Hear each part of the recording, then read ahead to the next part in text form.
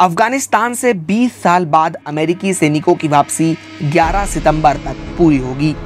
इस बीच दो चौंकाने वाली खबरें आई हैं। पहली, तालिबान अफगानिस्तान के 50 जिलों पर कब्जा कर चुका है और दूसरी, भारत इस वक्त तालिबान के संपर्क में है। कतर की राजधानी दोहा में भारतीय अफसरों और तालिबानी नेताओं के बीच बातचीत हुई। अफगानिस्तान या पाकिस्तान में तालिबान की ताकत को दुनिया जानती है, इसलिए तालिबान के 50 जिलों पर कब्जे की बात से ज्यादा हैरानी नहीं होती। लेकिन भारत जैसा लोकतांत्रिक देश अगर तालिबान जैसे आतंकी संगठन से संपर्क करता है तो ये बात चौंकाती है। भारत का विदेश मंत्रालय इस मामले पर चुप है, लेकिन कतर के चीफ नेगोशिएटर मुत्काल बिन मजीद अल कहतानी ने इसकी पुष्टि कर दी है। यहाँ हम इस मामले को विस्तार से समझने की कोशिश करते हैं। 1979 से लेकर 1989 तक अफगानिस्तान पर सोवियत संघ का शासन रहा। अमेरिका, पाकिस्तान और अरब देश अफगान लड़ाकू मुजाहिदीन को पैसा और हथियार देते रहे। जब सोवियत सेनाओं ने अफगानिस्तान छोड़ा तो मुजाहिदीन गुट एक बैनर तले आ गया।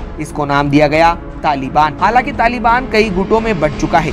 तालिबान में 90% पश्तून कबायली लोग हैं। इनमें से ज्यादातर का ताल्लुक पाकिस्तान के मदरसों से है। पश्तो भाषा में तालिबान का अर्थ होता है छात्र या स्टूडेंट। पश्चिमी और उत्तरी पाकिस्तान में भी काफी पश्तून है। अमेरिका और पश्चिमी देश इन्हें अफगान तालिबान और तालिबान पाकिस्तान के तौर पर बांट कर देखते हैं। 1996 से 2001 तक अफगानिस्तान में तालिबान की हुकूमत रही। इस दौरान दुनिया के सिर्फ 3 देशों ने इसकी सरकार को मान्यता देने का जोखिम उठाया था। ये तीनों देश थे सऊदी अरब, संयुक्त अरब अमीरात यानी यूएई और पाकिस्तान। 1999 में जब इंडियन एयरलाइंस के विमान IC 814 को हाईजैक किया गया था, तब इसकी आखिरी ठिकाना अफगानिस्तान का कंधार एयरपोर्ट ही बना था। उस वक्त पाकिस्तान के इशारे पर तालिबान ने भारत सरकार को एक तरह से ब्लैकमेल किया। 3 आतंकियों को रिहा किया गया और तब हमारे यात्री देश लौट सके।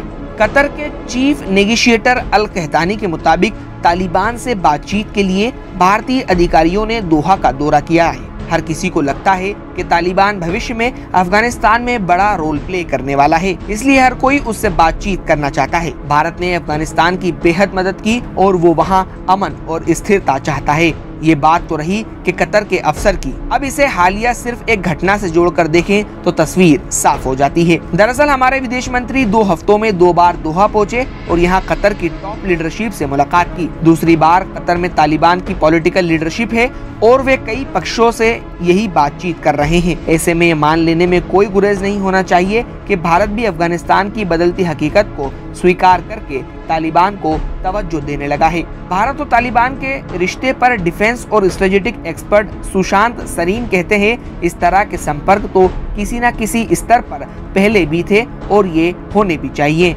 हालांकि ये कहना मुश्किल है कि ये कितने कारगर साबित होते हैं। 1990 के आसपास तो तालिबान ने खुद भारत से संपर्क किया था। खुफिया स्तर पर तो संपर्क जरूर रहा होगा, ऑफिशियली इसे कंफर्म नहीं किया जाता। फिलहाल जो कुछ सामने आ रहा है ये शायद पहली बार ही हो रहा है। सरीन के मुताबिक डिप्लोमेसी में कई बार ऐसे लोगों से भी बातचीत करना होती है जिन्हें शायद आप कभी अपने घर बुलाना पसंद न करें, लेकिन बात तो सबसे करनी ही होती है। जैसे रिश्ते तो हमारे नॉर्थ कोरिया से भी हैं, लेकिन हम उन्हें अप्रूवल तो नहीं देते, इसलिए बातचीत करने या संपर्क रखने में कुछ गलत नहीं है। हमारे मन में यह आशंका है कि तालिबान पाकिस्तान का पिट्ठू है, लेकिन अगर वो कांटेक्ट बनाता है तो हम पीछे क्यों रहें। अफगानिस्तान में अभी जो हुकूमत है उससे हमारे बहुत अच्छे रिश्ते हैं। अफगानिस्तान में कभी भी और किसी की भी जरूरत पड़ सकती है। हमें ये ध्यान रखना होगा कि नए दोस्तों के साथ ही हम पुराने दोस्तों से भी अच्छे रिश्ते रखें। तालिबान से रिश्ते पर पाकिस्तान की बात करें तो पाकिस्तान और तालिबान के गहरे रिश्ते हैं और ये कोई कही सुनी बात नहीं